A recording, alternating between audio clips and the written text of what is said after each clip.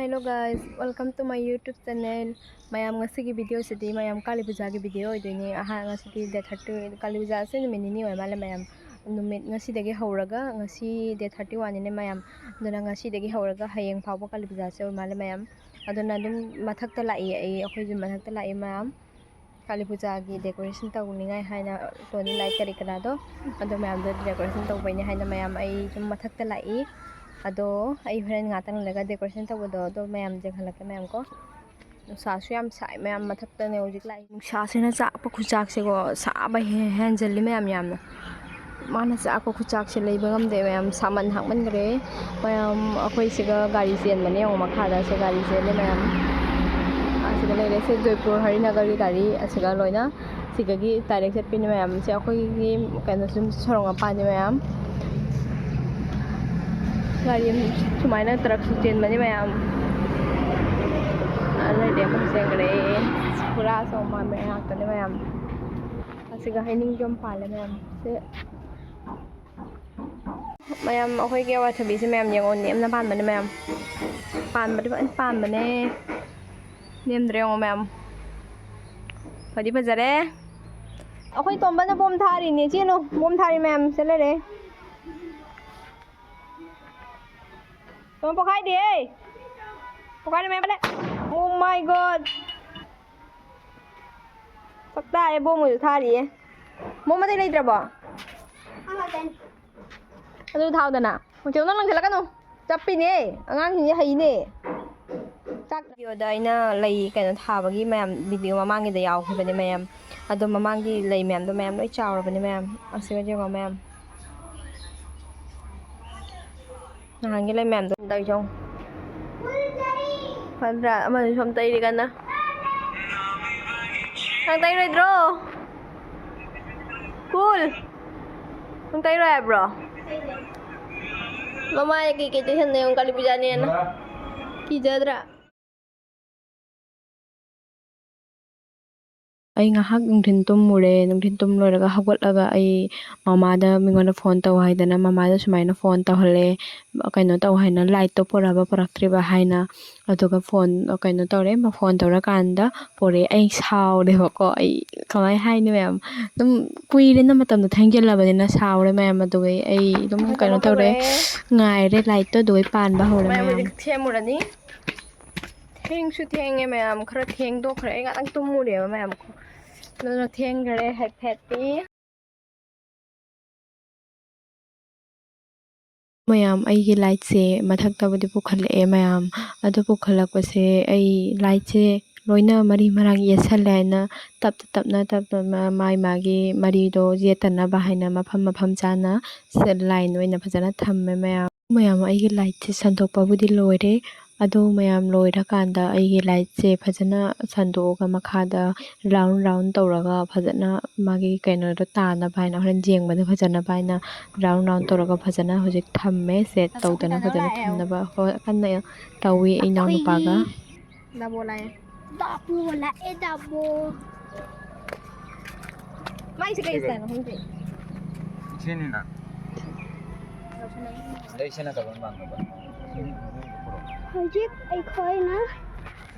hajik ta bom tharam bai kada bom gile ko sada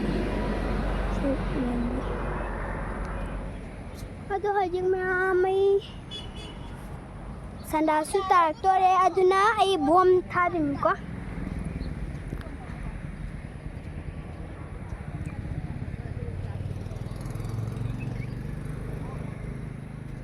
aswan da labuk ni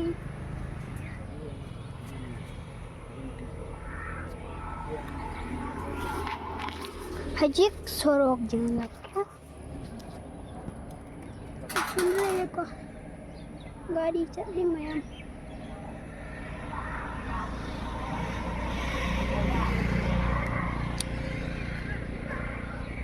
hajik aduway सेम लोएगा मो जंग लके दा ओइरम गिनु मिचे तमो फजद्रे ओला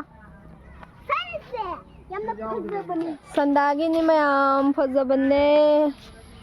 देखो ना कि तुझेरा ꯄꯨꯔꯥ ꯉꯥꯡꯅꯒ ꯇꯧꯔꯒ ꯇꯥꯕꯁꯦ ꯐꯖꯅ ꯁꯦꯝꯅꯔꯤ ꯃꯌꯥꯝ Phá ngà thấy ꯅꯣꯏ ꯄꯥ ꯉꯁꯥꯏ ꯕꯦꯠ ꯀꯩꯅꯣ ꯗꯣꯈꯤꯅꯥ ꯐꯪꯉꯤꯗꯨꯗꯤ ꯇꯥꯇꯣꯟ mau nó đi hai lần này ấy ꯍꯥ ꯇꯣꯝꯕꯣ ꯇꯣꯝꯕ sao bắt đầu cho lấy đi kìa 이게 남자라 있대. ꯇꯥꯖꯧ ꯀꯩꯅꯣꯗ ꯍꯥꯏꯌꯨꯅ ꯅꯣꯏ ꯄꯥꯕꯨꯡꯗ ꯍꯥꯏꯌꯨꯅ ꯂꯩꯕꯤꯌꯣꯅ 착하네. ꯍꯥ 착하네. 야, 왜 이렇게 크지? mana thay nó không phát rồi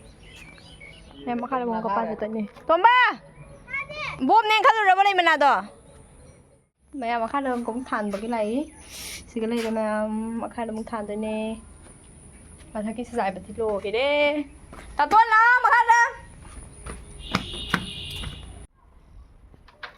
on da jare khain malai Tomba do tama daw cái đi tao đi nó ano tat ka ni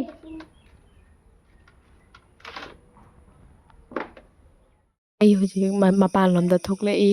ꯑꯗꯣ ꯗꯗꯥꯅ ꯁꯣꯝꯗ ꯄꯥꯟ ꯂꯩꯍꯧꯕꯗꯨꯗ ꯑꯩ ꯍꯧꯖꯤꯛ ꯑꯩꯈꯣꯏ ꯔꯣꯖꯤꯒ ꯁꯥꯟꯅꯒꯦ ꯍꯥꯏꯅ ꯁꯨꯝ ꯃꯄꯥꯟꯗ ꯊꯣꯛꯂꯛꯏ ꯑꯩꯈꯣꯏ ꯔꯣꯖꯤꯁꯦ ꯃꯌꯥꯝꯀꯣ ꯃꯉꯣꯟꯗ ꯔꯣꯖꯤ ꯍꯥꯏꯅ ꯀꯧꯕꯗꯅꯦꯀꯣ ꯃꯥꯒꯤ ꯃꯃꯩꯁꯦ ꯐꯖꯅ ꯀꯩꯅꯣ ꯇꯧꯔꯒ ꯌꯥꯝ ꯍꯔꯥꯎꯋꯦꯕ ꯃꯥꯁꯦ ꯌꯥꯝꯅꯀꯣ ꯃꯌꯥꯝ ꯑꯩꯈꯣꯏꯅ ꯉꯁꯥꯏ ꯁꯦꯝꯈꯤꯕꯗꯣ ꯁꯦꯝꯕꯕꯨꯗꯤ ꯂꯣꯏꯔꯦ ꯃꯌꯥꯝ ꯑꯗꯣ ꯃꯊꯛꯇ ꯑꯗꯨꯝ ꯈꯔ ꯈꯛꯇ ꯍꯥꯞꯄꯅꯤꯗ ꯃꯌꯥꯝ ꯌꯥꯝ ꯆꯥꯎꯅ ꯁꯦꯝꯕ ꯅꯠꯇꯦ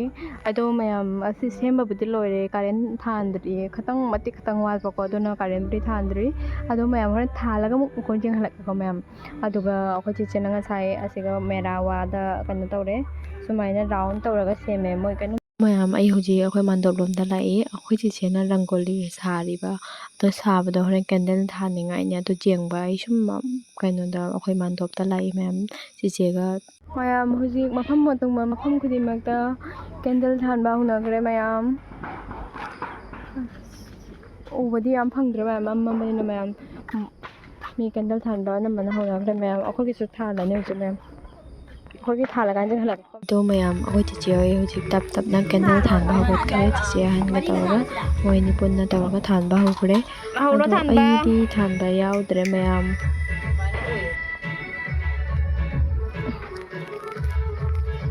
xe là không phải là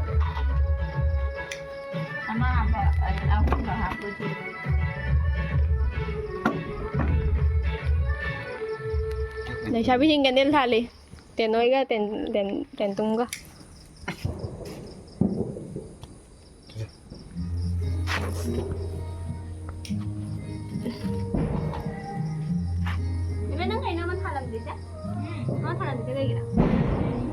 ꯑꯩꯈꯣꯏꯅ ꯉꯁꯥꯏ ꯁꯦꯝꯕꯗꯣ ꯍꯧꯖꯤꯛ ꯊꯥꯜꯂꯦ ꯃꯌꯥꯝ ꯀꯦꯃꯦꯔꯥꯁꯤꯗꯗꯤ ꯐꯖꯅ ꯂꯥꯏꯠ ꯑꯣꯏꯅ ꯎꯕ ꯐꯪꯗ꯭ꯔꯦ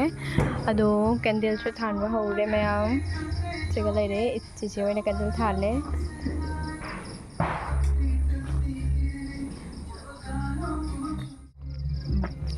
ꯎꯕ ꯐꯪꯗꯦ ꯃꯝꯃꯦ ꯁꯤꯒꯗꯤ ꯐꯖꯅ ꯃꯝꯃꯦꯍꯦ ꯁꯤꯒꯁꯨ ꯂꯣꯏꯔꯦ ꯊꯥꯟꯕ ꯑꯩ ꯈ꯭ꯋꯥꯏꯁꯦ ꯅꯕꯤꯀꯣꯜ ꯀꯟꯅ ꯊꯥꯜꯂꯨꯔꯣ ꯅꯪ 얘도 당겨자.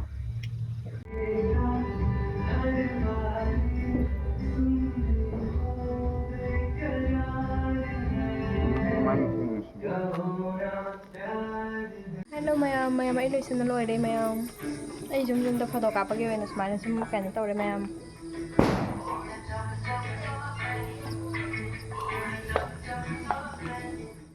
ꯃꯌꯥꯝ ꯑꯩꯒꯤ ꯇꯣꯟꯗꯤ ꯂꯥꯏꯠꯁꯦ ꯃꯊꯛꯇ ꯊꯥꯟꯕꯗꯨꯒꯤ ꯃꯍꯨꯠꯇ ꯑꯩꯅ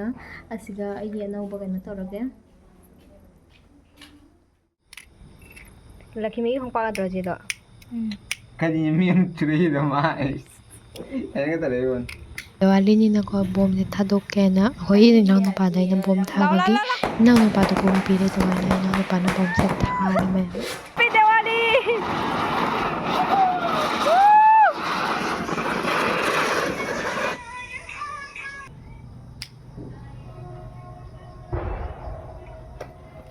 ꯀꯥꯟꯗ ꯂꯥꯛꯄꯅꯦ ꯃꯩꯀꯥꯞꯄꯤ ꯂꯩꯕ ꯃꯩꯀꯥꯞꯄꯤꯁꯨ ꯂꯩꯔꯝꯗ꯭ꯔꯦ ꯑꯩꯈꯣꯏ ꯇꯥꯇꯣꯟꯒ ꯂꯥꯛꯄꯅꯦ ꯇꯥꯇꯣꯟ ꯃꯝꯃꯦ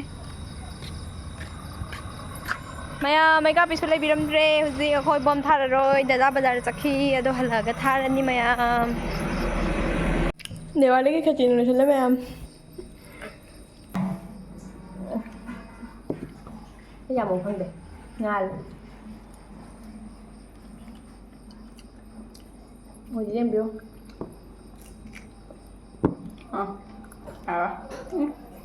dan wow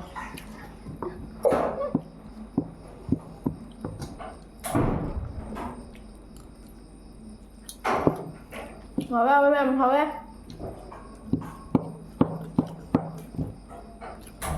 đi bữa sẽ chung một bé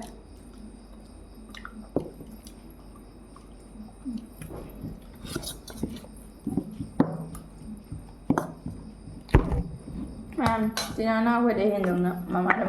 etek ke sini. mayam Diwali se siga sumlo sangare mayam sumaina tawraga dum piktak na tawraga loi sangare adu hojikti mi suloina ingthanare kaino ne silchar da wara de mi mayam koina bani mayam ai se silchar ke taw mani ai silchar tre adona sum siga oina jawre Diwali se